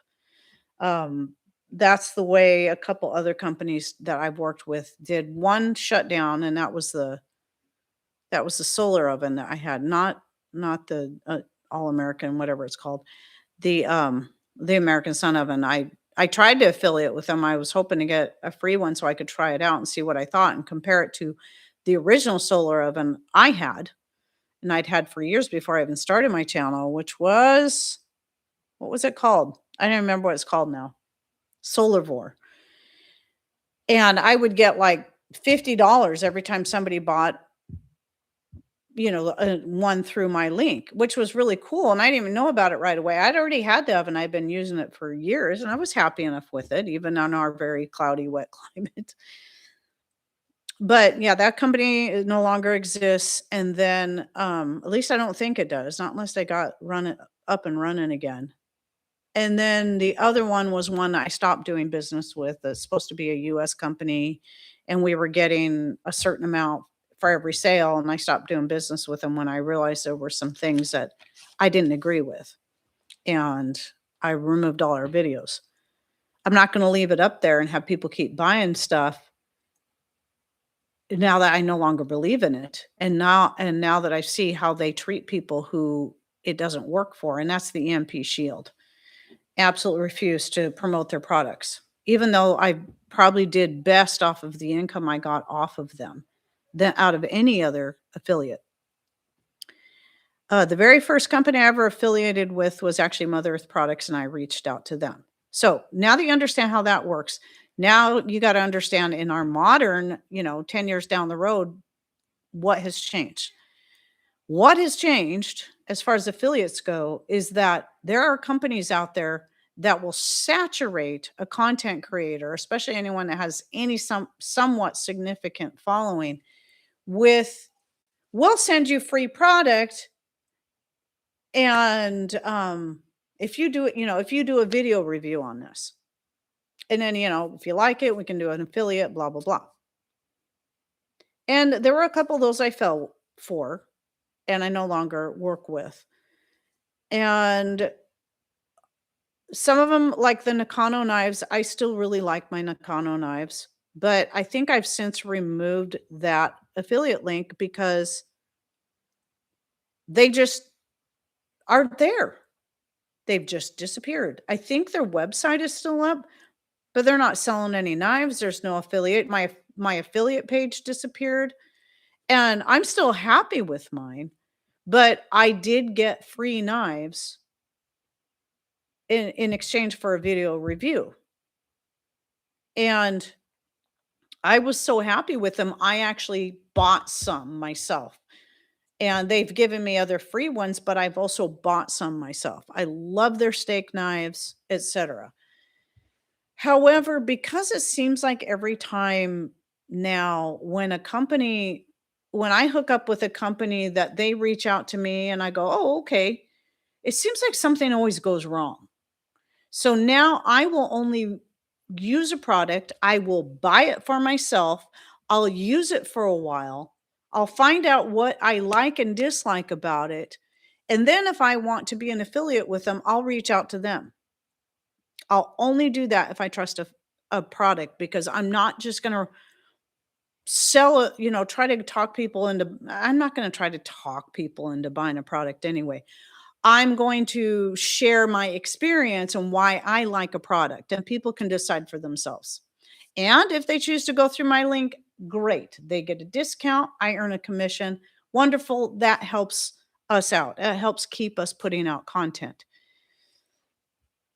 However, I'm not going to try to convince you that Merry People boots are the only kind of boots you should ever buy. That a Country Living Gray Mill, I'm not affiliated with Country Living Gray Mill, but I do have an Amazon affiliate link for Country Living Gray Mill.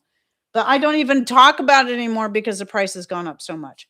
I'm not going to try to convince you it's the best one for you. Any of these. I'm just going to share with you what I believe, and you got to find what's best for you that's going to fit your pocketbook. And for most people, the Country Living, I keep pointing over there because that's where it is. The Country Living Gray Mill is not going to fit their pocketbook, especially now since it's more than twice what it was when I bought it. And maybe even these dehydrators back here, even though they're far less expensive than the Excalibur, maybe they're not the right style or type that somebody wants. Or maybe someone doesn't want to invest in an electric dehydrator at all. It doesn't make them any less of a food preserver. Like some people like to make others feel.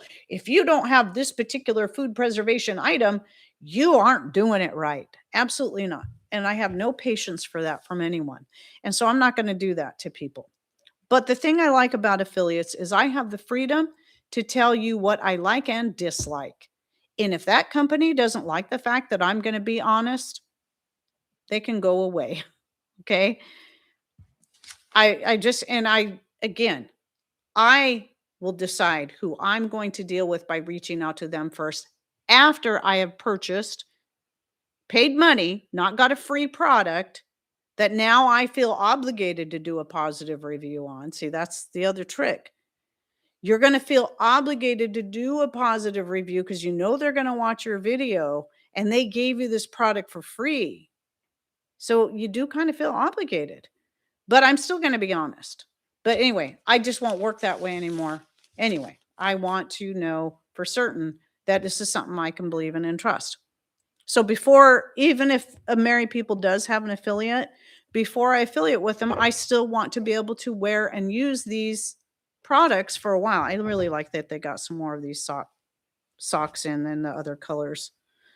I was kind of waiting for that to happen. The colors they only had a few, and now because they were out of stock. But anyway, yeah. So there's that. Now let's talk a little bit about sponsorships and why I will not go with sponsorship. So a sponsorship works by a company reaches out to you. They say, "Hey, will you sponsor a product?" What that means is inside of your videos, you do your own little commercial, and that commercial, it can be in your own style, but you still are given a script you have to follow. And it has to be so many seconds long. Like I see some of these and they feel like they go on forever. And I'm always like moving that little bar to get past their little commercial because I'm not interested in. And the thing about that is you don't even have to use their product or like it. I've seen people doing sponsorships for a product they don't even believe in at all. And they even admitted that. Well, I don't use it because I don't do this, but here. And I'm just like, what on earth? And so now that you understand how those work, just take everything with a grain of salt. And I could be here just blowing smoke up your skirt, telling you that I'm going to be honest with you. Maybe I'm not, but I am. I swear I am being honest. But just understand how these things work. So I won't do a sponsorship because, like, I agree, they're annoying. And I will do affiliates because if I believe in a product, then I think it is a good product that people would like, especially the kind of people that follow me. Yeah, I'm going to share it, especially if it's a US based product like Superb Lids. That's one of the ones I'm most excited about. It's made in the USA. They're good lids. Most of the people that follow me are into canning and dehydrating, vacuum sealing, etc. And they're, to me, the most trusted lids. Have some people had issues with them? Yes, I've heard of a couple people having issues with them, though I think those were with like some of the first batches that were going out. Everything takes time and practice, and sometimes things go wrong. Or I think it's because some people are trying to use them the same way they would use lids like Ball or Kerr, and not putting them on, cranking the band on too tight and things like that. That's usually what happens. The same thing can happen with the Tattlers if you do that, if you put the band on too tight. So it's all about knowing how to use them properly. But like, I'm not kidding when I say that last year I got 100% success rate with the Superb lids. And I've never had that kind of success in sealing and staying sealed through the year with any other lid, any other brand, even when Ball was made a little better than it is now. So, but the only way you're going to know that is to try it for yourself. And I do recommend, as far as the Superb goes, go watch my original video. I had some people saying, well, I don't do it that way. It doesn't even say that in the instructions. And I'm like, yeah, but maybe it doesn't. I thought I read it, but I started doing it that way and it works. And I just use them the same way I use the Tattlers, where I put the band on. Just here's a jar, my tooth powder jar. I had this out, where I just set it on there, and I just on the counter, and don't hold it with the other hand. Just turn the band until the jar moves freely on a smooth surface. This is important. Can it, and then when they're done canning, pull them out and crank the bands down tight until they seal. Worked perfect for me. Viewers choose to visit an affiliate link. There you go. That's another good point too. You can choose to go visit an affiliate link if you want to, but you don't have a choice when you're listening to somebody ramble on about sponsorships. But the other thing too is a lot of people in comments will say, well, where did you get this? Where did you get that? And I don't always think to say. I do have an Amazon store link where anything that I use, even if I didn't buy it from Amazon, if it's available on there, I'm not an affiliate with that company that makes that product, but you can find it on Amazon, and that's just one standard affiliate there that you can buy anything through. And anybody who goes through through those links, let's say you go through and you look at my shopping list and you go, oh yeah, and you click on one of the products and you're like, oh, I don't really like that, but you keep shopping and you buy something totally different or similar, we still get credit for it. And I love that. That's one thing. As evil and wicked as everybody wants to cry about Amazon, when it comes to affiliates, they're really great, because you can get, as long as your followers go through any of your links and get something, it doesn't matter what they add to their shopping cart, we still get commission for it, and that's nice. It varies per item. There's not like a set commission rate. It's all different. It could be a few cents to a few dollars, but at any rate, it's just great. You can buy whatever you want. Like, some people will just go through somebody's affiliate store link and not even bother, trying to even buy any of the products they have in there, and just go do their regular shopping in there. So that's a nice thing too. But anyway, the point in all that too is also that um I do understand why a lot of creators are doing things the way they're doing, is because they've lost so much revenue off of YouTube, and they're trying to make up the difference. And I'm just still trying to do things the same way I've always done it. And if it means I'm not going to make as much money, then so be it. Uh, I'll still do affiliates, but I don't have quite as many as I once used to have. And, um, and I'll still review products if I think it's a product that's interesting. So, like with the Merry People boot, I'm not an affiliate with them yet, may never be. But if I don't have to be an affiliate with a company to say, hey, I'm going to promote your product because I believe in it. I was already promoting Superb lids long before they even had their affiliate program. I reached out to them to see if they did, and they didn't at the time. But once they finally did, they then got back to me. And I was really excited about that because I was already using their product and believed in it. So I think that was all I was going to say on that. Let me double check and see if there was a few other things. Okay. Yeah. Okay. Anyway, so yeah, just remember that too. And make sure I know it's really hard to tell who you can trust on YouTube, who's being honest with you, but just understand that just like with any big expensive product, most people who are an affiliate with any company have gotten something for free. So that's why you saw so many people with the freeze dryers, because a lot of content creators were getting them for free. They didn't have to pay anything for them. Their their pay was to do reviews and to promote their products. That was their pay. So for me, it's more about I'm going to use the product. I'm going to believe in the product. If I think it's might be a good fit for some people, then yeah, I'll share my thoughts on it. And that includes the things that I may not like as much. Like the superb lids, I love them. But like some people said, their newer lids, they have the embossed lettering on them, which I personally love how it looks, but their lids used to be just plain. There was nothing there. They went from plain to a printed lettering to then the embossed lettering. The problem with the embossed lettering, it gives you less space for writing on, but whatever. I don't mind it that much. But if I was going to give it any negative review, well, that would probably be it, because now you have less space to write on, where the original lids, you had the whole lid. There was no print, there was no embossing, nothing there. But anyway.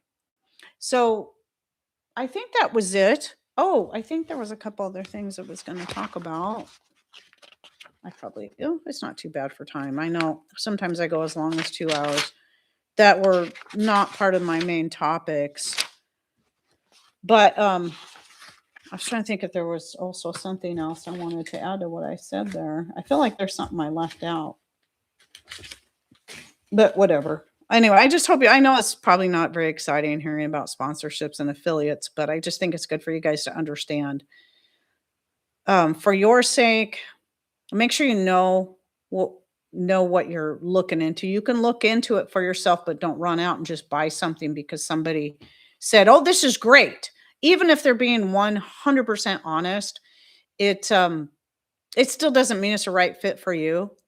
And if it's an expensive product, you may find something for a better price, or there's just a better fit all the way around for you and your lifestyle. And, never feel pressured into something or feel like you got to be like whoever. It doesn't make you any less of a person, any less of a food preserver, any less of a homesteader because you don't have the same brand or even have that product of any brand at all.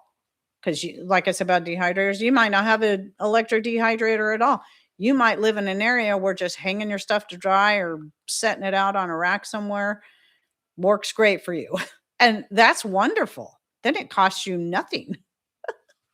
And what gets better than that? Okay, sorry, Kinley says, sorry I'm late, but glad I made it. Oh, good to see you. I'm actually done with my 3 main topics, and now I'm just gonna yap about something. What was it? What was I gonna yap about? Oh, I already crossed it off and I wasn't done. So I just wanted to give you, so I was talking about the soap. Another update is finally getting a lot of the things from my garden that I really love to add to my salad. So did I post that? I posted that picture on my main channel. The picture of my salad. So I always got to take a picture of my salad every year once I get all the stuff in it. Because there's still more I want to add, but they won't come in until later in the summer, like tomatoes, cucumbers. But I got my snow peas. But the things I really like to add for taking a picture and for flavor are the nasturtium flowers and leaves, the borage flowers, because then you get the blue in there too, and they taste a little bit like cucumber. So even if your cucumbers aren't coming in, at least you got the borage flowers. And what else? The pansies. I got the burgundy pansies in there. And then I got all my various lettuces in reds and greens and the lamb's quarters. And I know there's more. Oh yeah, herbs like sweet basil that only grows in my greenhouse and golden oregano. I love fresh golden oregano on salads is so wonderful. Thyme is a really good one. Fresh thyme to add to your salads. And it makes such a tasty, healthy salad that is pretty, it's a feast for the eyes too. I love that. And then, oh, and green onions from the garden. So everything in there was from the garden. And I love it when I can do that. It's such a good feeling. And I love just being artsy with it and trying to place everything just right so you can see all the beautiful colors. But yeah, it's so that I love it's not the first salad I've made of the season. It's just the first I've made where I was able to get the borage flowers and the nasturtium flowers in there too, because they weren't ready yet in the last salads. Now my nasturtiums are finally blooming and my borage, and I finally got my snow peas. I did plant the snow peas later this year because it was just so cold, so late into the season. But well, not just cold, but really, really wet. Things can drown in our rain if we plant them too early in our spring rains. They just get too saturated and they'll just rot in the ground. But then the other update I wanted to share with you is about my chickens. So the young ones. Okay, so some of you might have seen that this and that where I was talking about had that one picked out to be my backup rooster or my secondary rooster or whatever. And he is beautiful. He's turning more and more beautiful every day. However, that one's going to freezer camp. Sorry, guys. I'm really kind of sad. He's turning out to be mean. He's tried to flog me a couple of times, unsuccessfully. He got a good swift kick the second time. The first time I thought he just hit my skirt, and I'm like, is that what he's trying to do? Or is he just getting a little too close because he's all excited about me coming out here and feeding him berries or something? Because he was eating berries out of my hand. But I was still a little suspicious watching him when he'd take a berry from my hand because his hackles would go out a little bit. I'm like, what does that mean? What is he doing?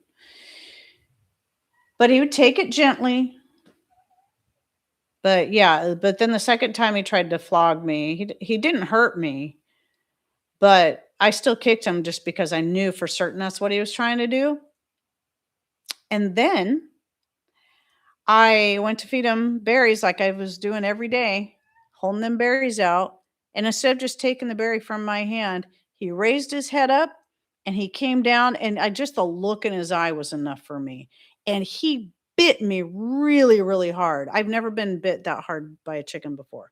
And he actually broke the skin. It didn't bleed, but he did break through the skin a little bit. Not deep enough to make it bleed. But dang, did that hurt. And I just went whack. And then I ran after him and did it again because I need him to know that he's not my boss. But so I've been watching him and the way he interacts with the other chickens. He's just mean. There was another one of the males that looks like he doesn't have as many colors on him the way this one did that I was thinking about keeping, but he's still going to be beautiful. I think he's going to be just as beautiful as his dad. He's going to have a lot of more of the bronzy kind of blondish colors in him, but I can see by his demeanor, he's already a lot more like Antonio. He's built more like Antonio. But anyway, I had thrown some scratch out, and that rooster was, cockerel. I don't know if they're considered, they're crowing now, those two, but he's just, eating a scratch I thrown out there. And that dark one that I wanted to save initially just went up to him and did the same thing to the back of his neck that he'd done to my hand. I mean, it just looked like he did it just to be mean. And then the way he goes after the hens, he's a lot more aggressive they all look a little aggressive when they're trying to mate with the hens, but this just seems far more aggressive. And I know being younger is part of it, but compared to the other ones, definitely far more aggressive. And I've decided, nope, he's going to freezer camp. He's beautiful. It'll be hard to take him out because his colors are so pretty, but I'm not keeping a mean rooster. And here's the other thing I've noticed is that he tends to be isolated a lot from the rest of them. They tend to stay away from him. So that tells you something. I don't think any of the other chickens like him because he's a jerk. So I've got my eyes on keeping that other one I was talking about. And there's another one that has the same colorings as the first one, but I have a feeling he's gonna be turn out the same. And so I'm pretty set right now on the one I think I'm gonna keep. And that's just the thing you gotta watch out for. If you're gonna keep a rooster, you want one that's gonna treat the hens right, gonna treat you right. You don't have to worry about your grandkids going out there and having them attack them. And Antonio doesn't do that. He's never tried to attack the grandbabies or me. And he's been a very, very good rooster. Takes really good care of his hens. And I can hand him a berry. He'll take it from my hand and he'll turn and drop it on the ground for the hens and do that little sound that they make, to call them over and say, "Here you go, ladies." And then if everybody's busy eating their own berries, then maybe he'll eat it. See, out of all the rooster talk I hear and videos I see, I don't know if I ever want one. I absolutely they're not all bad. Some roosters can be really mean. And that's the thing. If they're mean, you don't keep them. And I won't put up with that. So you don't have to put up with that. You can get a good rooster that's sweet and takes good care of his hens the way he's supposed to. And I really think this other one, the second one I have my eye on I think he's gonna be a good one, and I suppose if down the road it looks like he's not and he ends up turning out to be mean too, well, he can go too. I still have Antonio. The only reason I'm looking at keeping another male is in case anything happens to Antonio. I want to know I have a backup from him that's gonna be a good rooster, and so if this year it doesn't happen, well, I'll try again next year. So, then the other thing was, I think I told you I know I've told you guys, I just don't know if y'all, who all knows about this, but, um, because we have our chicken yard divided into 2 parts. Right now, it's open, so chickens can go in both parts. The second part is for when I've got chicks that are old enough, I can start putting them outside, but not old enough to just roam the yards and hang out with the older chickens, and so I'll put them there first. And, the older chickens will walk by the fencing, see them, and they get to kinda get more familiar, and eventually they intermingle completely.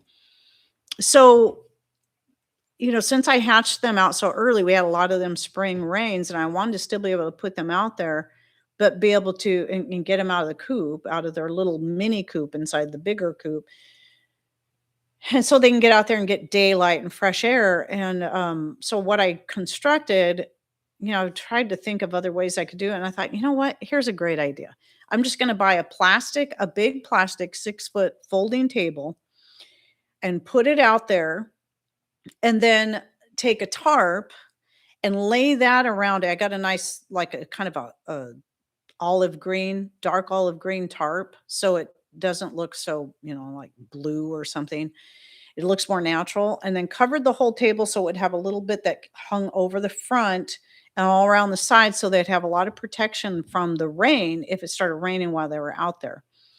And the great thing about it is it does make a great place for me to set pots to grow things in. So my lettuce has been doing really good out there.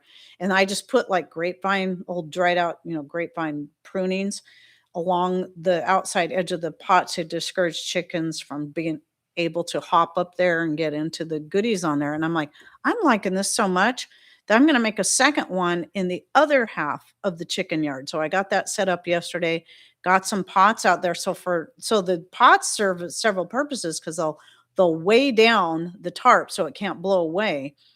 Plus, I've got all this great area that gets plenty of rain and sun.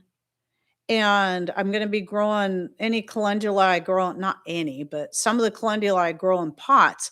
I'll be putting, in fact, I just moved a pot out there with calendula in it onto that same table. Then I've got a row of pots with lettuce in it. And so it's working out really good. And now the chickens have a place where they can, another place where they can just go. They can still be outside and not have to go huddle in the coop, but they can be outside and get the fresh air, but have a place they can stay dry when it's raining. And so I'm really excited about it. And it doesn't look bad. It actually, especially with the pots on there with the plants in them, it looks kind of nice. So I'm happy with that. And, I think it was like maybe 60, $70. I think I paid $60 for the first table and 70 for the second, and then $10 for each of the tarps. So it was a bit of an investment, but I think, and these seem like nice tarps. I think they'll hold up because the way they are. I think they'll hold up for quite a while. We'll see. But I'm really liking it.